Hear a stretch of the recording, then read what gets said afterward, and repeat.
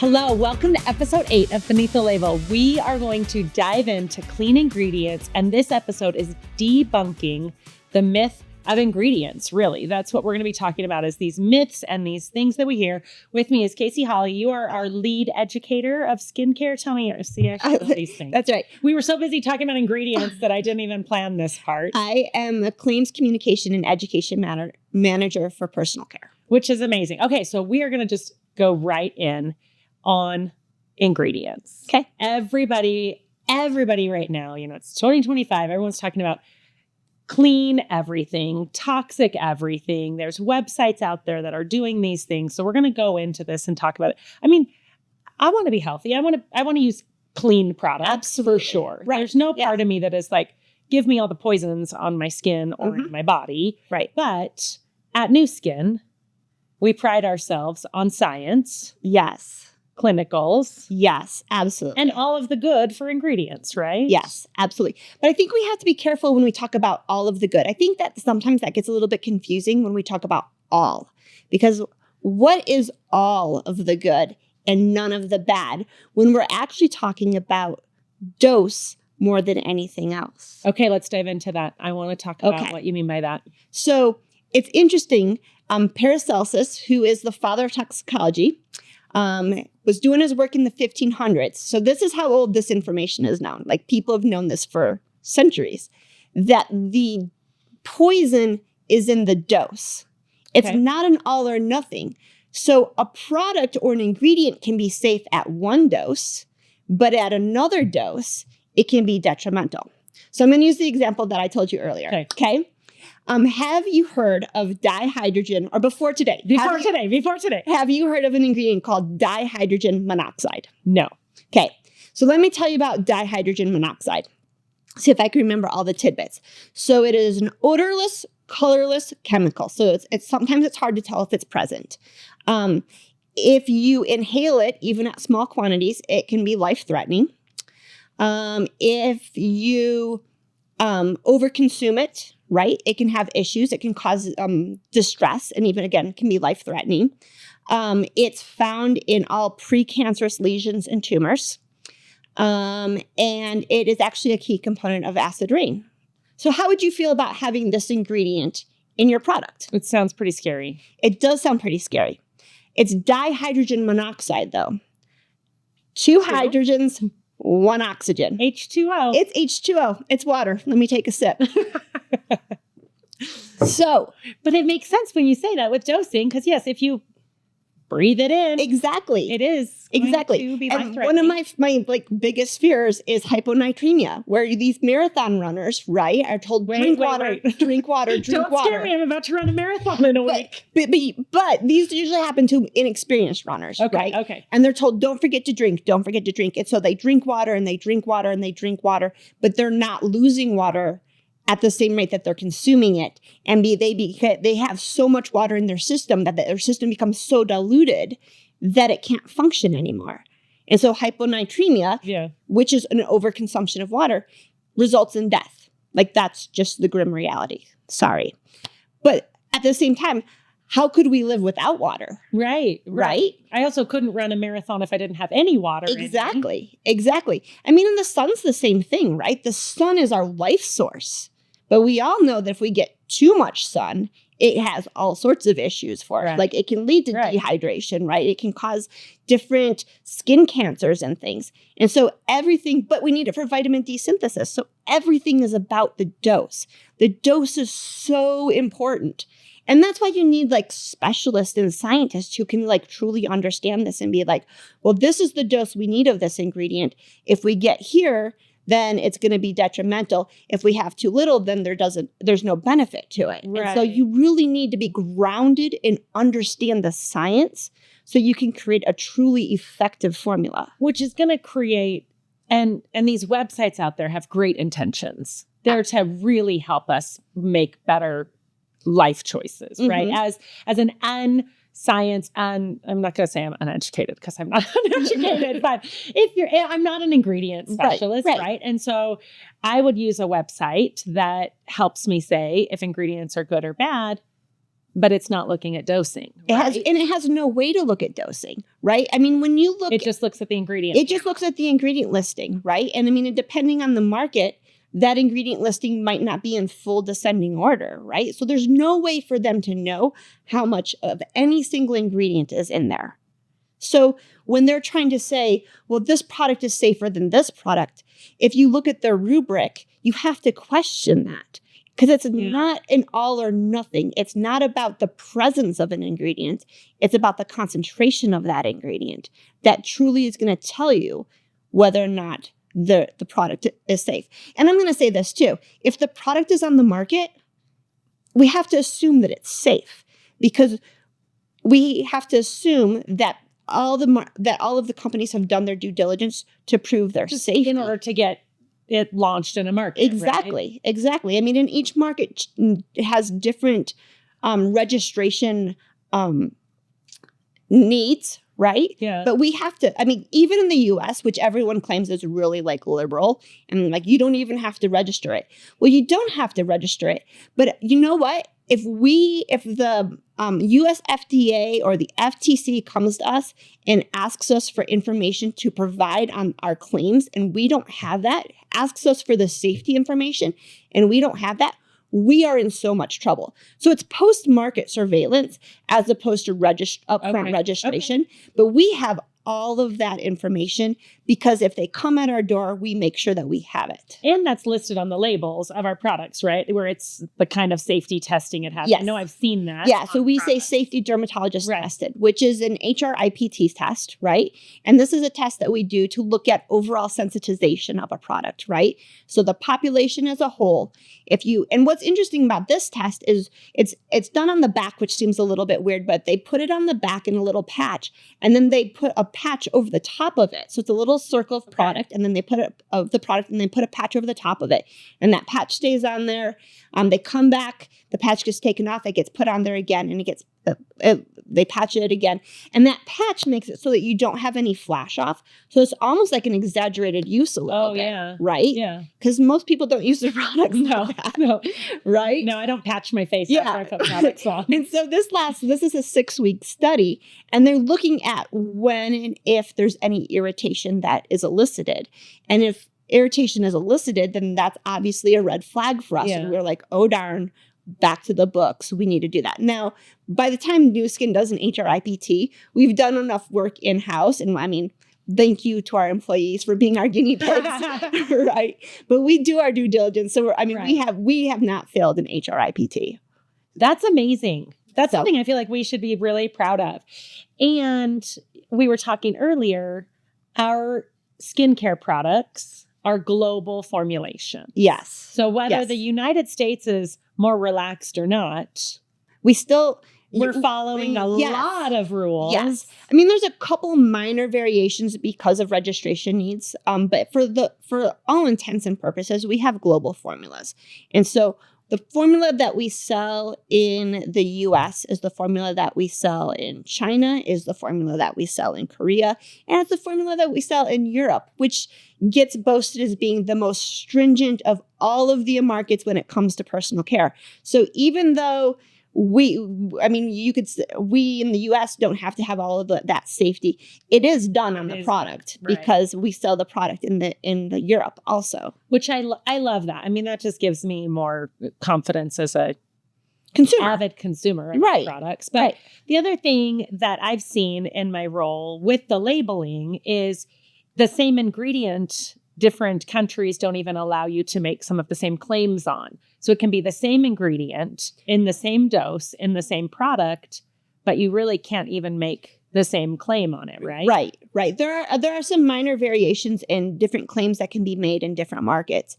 For example, in the US, right, we have specific ingredients that we can claim are sunscreen agents or ingredients that help protect us from the sun, which is actually more limited than what Europe can say, right? If we're formulating to European standards, we have way more ingredients we can use there versus PAC has very special stuff. And so they kind of do their own sunscreens because and they have their own special testing, and but they take their sunscreens very, very seriously. Yeah. So they do their own thing there. But yeah, I mean, and even like in our Asian markets, they have higher regulations when it comes to claiming discoloration or even evening skin tone.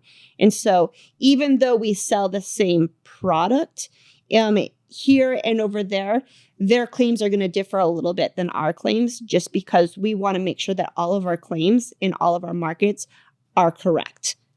Which, I mean, just the sheer amount of work and knowledge that has to go into formulating an amazing product that's going to fit all of these rules and that's going to do everything that we say it's going to do. Because we are very, I mean, we substantiate, we do clinical studies. Yes. Like, we're serious about our products.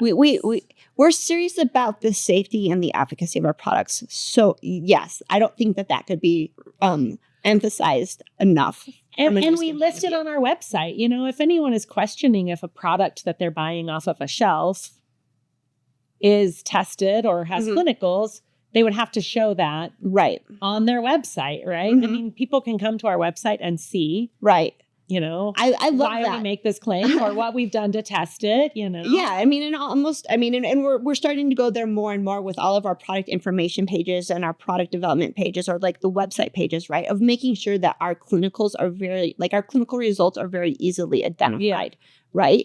Because that is something that like has been woven into who Nu Skin is. We are clinically proven, right? I mean, and it's even part of our success process, right? So let's talk about what the success process is. Don't question me on these. I get them mixed up. Substantiation is one of the successes. Yes. Safety and substantiation are like the last two, right? And I mean, because they have to come at the end. Now I'm like trying to think of all of them, right? Sourcing, specification, selection. Yeah. Okay, we got it. So that's like the stuff you do early on, right? The stuff you do early on is you pick the right ingredients from the right places that are going to have the right benefits.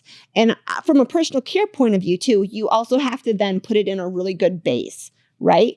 Because I watched this really interesting video on a cosmetic chemist website where this woman was talking about how you can have all of these great key ingredients, but if you haven't done the overall formulation correctly, so you lack ingredients that allow it to be absorbed into the skin and maybe even help with that absorption.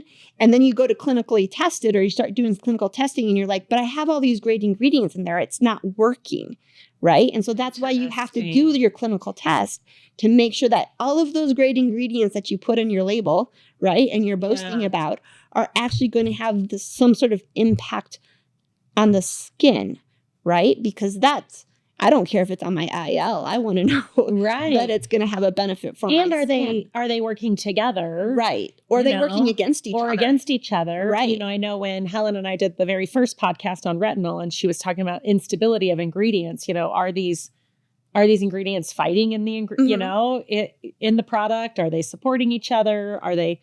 I mean, one could cut another one down, I would guess. And let's use the Nu Skin 180 face wash, right, as a prime example, right? It has ascorbic acid in it.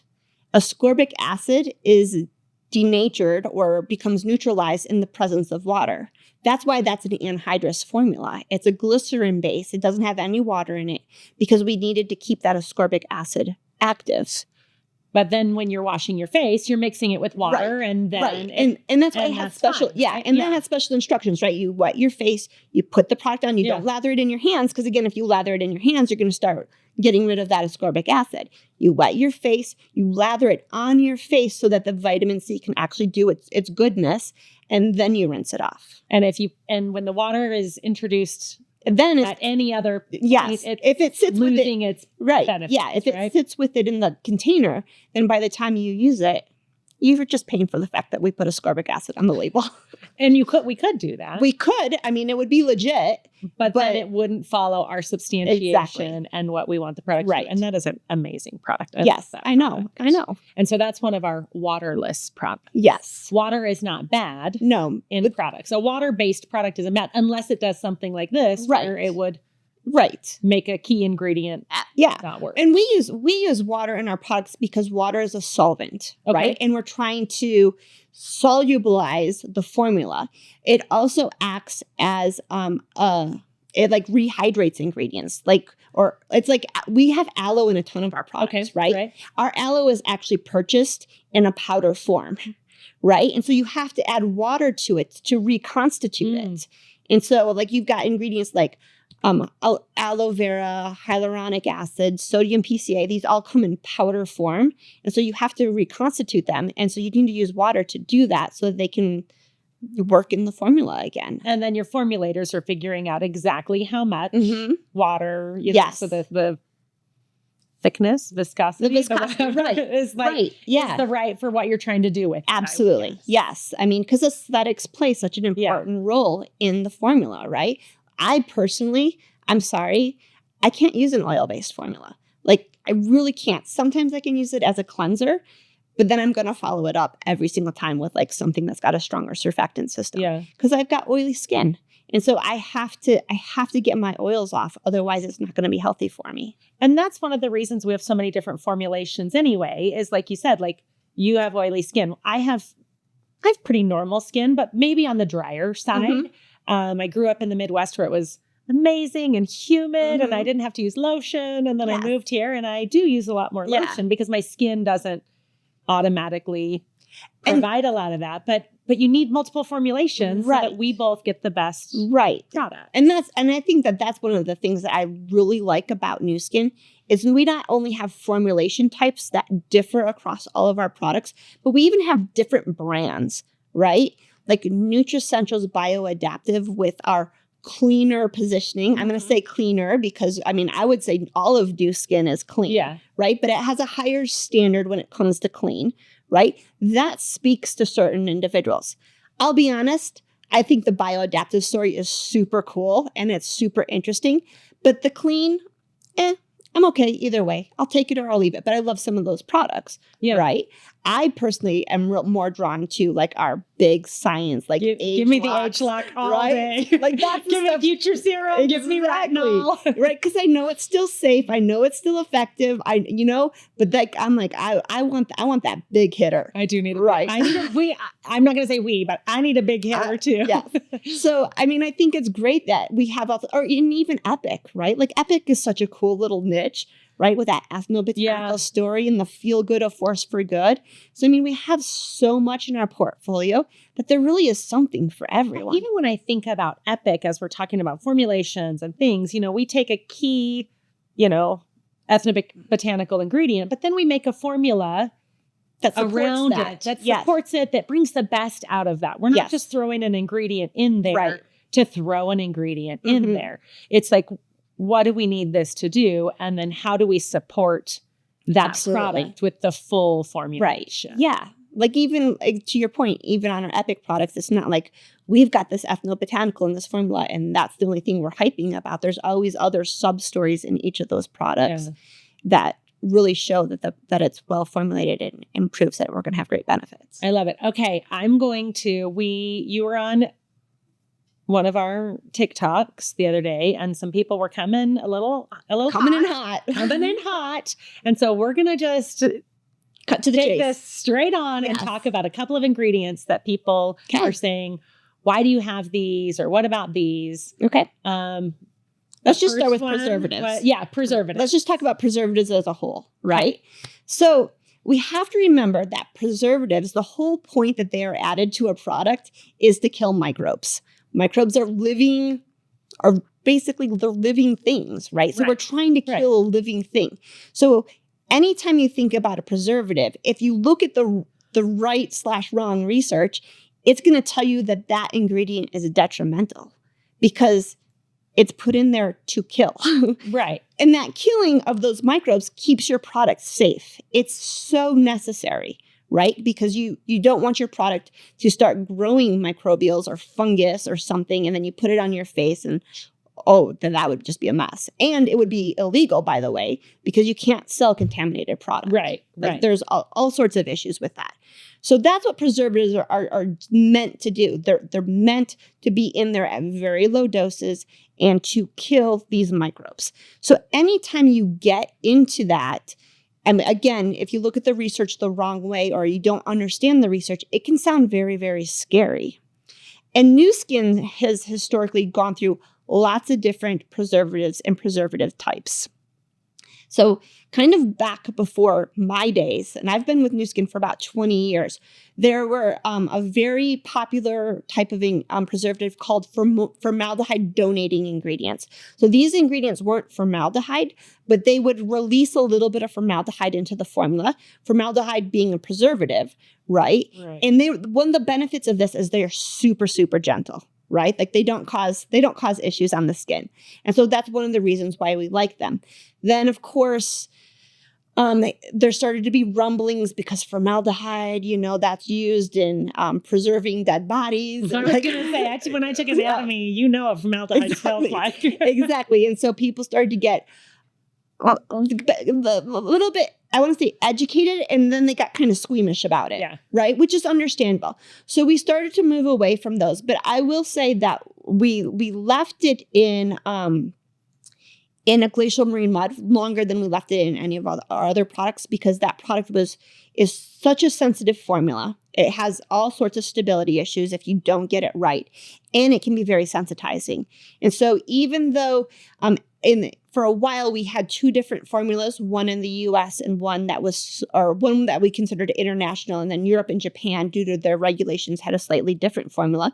Theirs had the parabens in it, but they're stung. And the international had this formaldehyde donating ingredient in it. And then depending on the version, might have had a little bit of parabens in there too. But there were these two different versions. And then, like I said, the European and Japanese one had parabens. And I think we've all been here long enough to remember parabens, right?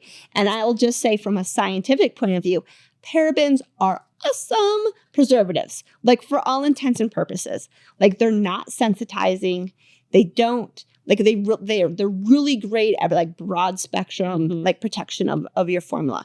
But then they started to get a bad rep because that, in my opinion, bad research was done, and bad research was then taken out of context at the same time.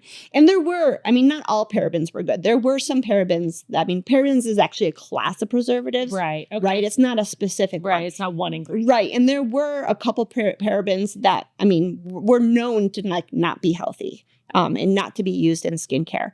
But the rest of them were good. But the baby kind of got thrown out with the bathwater as people started to kind of misunderstand, and people started to feed on each other's fears, right? And so while Nu Skin tried to educate for years and years, it was around 2010 that we again made the conscious decision that we are going to actively start taking parabens out of our formulas and leveraging different preservative systems. That again, is a slow process, because it's not like you're just like, well, we'll take this out and we'll throw this back in. You're going to have to then reformulate the whole thing and make sure it has the right stability. Right. And, yes. It's not all the testing. There would be a lot that would go into that. It did. And then it's like, when is the right time to do it? Because you're trying to be strategic, because re-registration in different markets costs money at the same time. Right. And so strategically, what is the right time to do this? And at this point, the vast majority, I can't think of a product off the top of my head in our portfolio that has any parabens in it. I know we don't have any products that have formaldehyde donating ingredients in it. Like, we have completely switched over on all of that. Which I love that. And I think it kind of goes all the way to these websites and these things. We're in this world where everyone is an expert on everything. I saw this meme that was like, you guys, I just found out today my teenager already knew everything I taught her today, and it's like, we think we know everything because we're one Google search, we're one, and it's only getting more with, AI gathering all this. It's amazing to have that information at our fingertips, but also it's kind of dangerous. It can be dangerous if we don't really understand what we're reading. I would even call it the WebMD issue. Right? Oh my gosh. Do I have a hangnail or am I dying? Exactly. Like, one of the two things. Those two things. And that's kind of the way it is with all of this information. It's like, if you don't take it in a metered way and really understand it, it's so easy to be like, oh my gosh, I'm killing myself. I'm killing my children. I'm killing my family. Right? Because I have phenoxyethanol in my product. Right. But phenoxyethanol is in there at a super low dose, and it's just there to kill off the things that can really harm That really you. can harm you. Yes. And I think, I mean, really, yes, you can find this information all over the place. But what kind of information should a consumer be looking for? Safety testing on the back of a label, right? That's an important thing that you can quickly look at when you're buying anything. Is it safety? Safety dermatologist tested is what we refer to it. It can be referred to as different things. But you're going to see that on these products. Yes. Pretty much everywhere, at least here in the United States, if people have gone through that, that testing. I would say everybody has a website where you can go in and see what if they have clinical substantiation and what they're like. I would imagine that almost everyone is saying, you know what, this is what we do to make our products. Like this is, I mean, like our success process. Like you can go and you can be like, oh, this is the standard that they use to make their products. Oh, I can go to this webpage and I can see what clinical studies that they've done on this product. And just because something is less expensive and says it has these key ingredients, that's probably a little bit of a red flag that you should then go double check that they've done all of this. Yes. Right? Because again, if it's not formulated to make it so that ingredient can be of benefit, then it's hard. I mean, even like hydroxy acids, if you don't have it in the right pH, then the hydroxy acids are no longer acidic, right? And so it doesn't not doing support what it. we would say that they're doing. No. Okay, so we're going to look for clinical substantiation. We're going to look on the label and make sure that it has some form of safety testing done, right? Right. Dermatology testing. But at the same time, I think we have to remember that if the product is on the market, it should be safe, right? But it's not guaranteed to have the all of the efficacy that you might be looking for. And just because it says an ingredient name on the front, just because it says vitamin C wash doesn't mean, because maybe they're ascorbic acid vitamin C. Yes. Look at me go. Back to my product support days, Casey. I'm getting all the way back. But, you know, it doesn't mean that that's going to be efficacious. Just because it's on the label, like, doesn't mean that the whole formula is I would want to see that they've done something to know that the ingredients are doing what I'm paying for them to do. Yeah. And even more important is all of our skin and our lifestyles and our ages are different. Like what do I want a product to do for me? Absolutely. Am I cleansing? Am I protecting my barrier? Is your product doing what you want it to do for your specific needs? Right. Because different things can cause breakouts in different people. Absolutely. Whether it's oil causing a breakout in somebody or giving somebody the best skin they've ever had. Maybe that same product could have different implications on different people's skin. Yes, for sure. I mean, we've got products that I think the science behind them is super cool and I'm super excited about it, but I would never use it just because I know it's not going to be compatible with me. Like I just know that. I don't know. It's just the way that my skin will react to different things. Right. And so, not everybody should use every product anyway. No. But could you imagine how much we would be putting on our skin if we were using all the things every morning and every night? You do have to make decisions. Yeah. I mean, I was just asking the other day, hey, how do we compare all of our serums? Like we have to make some decisions on what's our wallet spend? What's the main need I have out of this cleanser or this moisturizer or this serum? And is it going to work for my skin and my needs? If somebody wants to do a patch test, on their back? Is that what you're saying? No. On your back with a Band-Aid over it? No. So if you're wondering if a product is compatible with your skin, we always say, just to do a quick little test. The most common areas to do it are either kind of behind your ear right here, or sometimes people will do it on the inside of their arm. Because this skin is super sensitive. Oh, really? Right? Okay. Yeah, like right in there. Right there. Okay. And you just put it on a couple of times, 3, 4, 5 days maybe, and just make sure it doesn't going to do it. And then if it causes some unwanted sensitization, then you know that it's not compatible with you. If not, then you can probably move forward. And even then you might find that you want to move forward slowly, meaning like you use it every other day and then every day. And then if it's one of those twice a day products, then move up to twice a day. Because there are some people who even will get what's referred to as transitory adaptations. And transitory adaptations just means that your skin doesn't like change.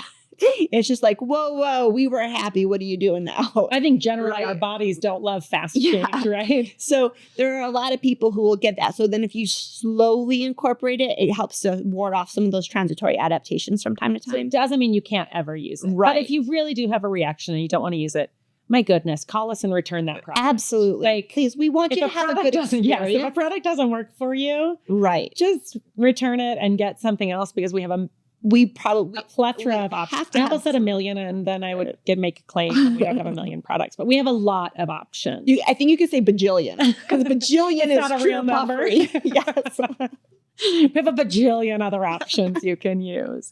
But I mean, I love that. Find the products that work for you. Look at it. Be careful what you read on the internet. Yeah. Like, there's so much. Just be careful what you read and find companies you can trust. Right. And I think, there's just so much information in making sure you understand it. And you guys, I don't think everyone should be an expert on everything, right? I think you have to, you should have put a little bit of trust. And what I think is great, because I have an opportunity to work with them, is we have some really amazing formulators and development scientists. So these are the people that are actually selecting the ingredients and putting them into a formula and making sure that it's aesthetically pleasing. Like, the work and the time that they put into that is so tremendous. And I'm sometimes in awe of them. The fact that we get it so right so often. Let's just think about peptide retinol complex, right? Like, it has 2 different retinoids in there, right? Right? Like, and I'm sure we do have some individuals who can't use it, and we've caused some dryness. But the fact that so many people can use it, like, right out of the gates, is powerful pretty and phenomenal. gentle is pretty amazing. And exactly. And then they're getting, like, real results from it too. I think, like, that's just, like, the quintessential example that personifies what Nu Skin R&D and formulation is all about. And I think the last thing I want to lean in on with that is we have our own formulators. We're not just, I'm not saying we don't ever buy an existing formula, but I think that is a very unique thing about our company is that we do have these scientists and these formulators that are building our we're not contracting it out. And I love that. Yes. And they're here for all the things that make Nu Skin. Yes. And I trust that so fully, as being here for so long. Like, I never even question it because I know we have this, but not everybody realizes that. Yeah. And the fact that, like, then if something does go a little bit sideways or awry, we can look, because we have our formulators and we own our formulas, we can look at it very, very quickly and try to identify what might have happened. Right. Right. As opposed to being like, oh, I don't know. Like, now we need to go call them and do they really know? Right. And so I think, having all of that in-house is a great benefit and tool to us. Yeah. And making those big, long changes, like replacing parabens. Like, if we didn't have our own formulators, you'd just have to cancel those products and restart them, right? Like, there's got to be so much to get from point A to point B in that. Even like going back to glacial marine mud, right? I think so many contract manufacturers would have been like, this is too much work. Like, we're done. Like, we're just going to tap out. Versus ours were like, no, this is a great ingredient. It's a great story. Like, we want to build this product and we want to keep it stable. And because we're invested in it. Right? Yeah. Because it's all of our formulas are kind of like our babies, right? And so we want to take care of them and we want them to improve and grow, as opposed to being like, it didn't work out. Let's start again. Right. Or people don't like this ingredient, throw it away. Yep. Like, we're invested. Yes. And it's in-house. And I just, that gives me so much trust in our products. And I've been using them a long time, 31 years here. And I can never leave because I'm so attached. I don't want to say addicted, but I am so attached to, both our Pharmanex and our Nu Skin products. Absolutely. I can't fathom my skin. Like, what would I do? Skincare products. What would I do? Well, I don't even want to think about it. Let's not even go there because I really can't fathom it. 50 years between us, right? That's right. Look at this. Look at us. But that's amazing. Mm-hmm. And it's incredible. And finding a company that you can fully trust. And we are so, so open with all of this. You can find all of this. We're trying to make it even more accessible through our website and stuff because we are so proud of the products we create. And the fact that you have like live people that you could even like call in and ask questions to. Right. Right. Like, I think that's still like as a consumer, like that's still a resource. Like there are some times where I'm like, I just need to talk to someone. Like I just need to talk to a real live person, not some chat GPT and I don't even want to like chat it out. Like I want to talk to someone because I feel like this is a complicated issue.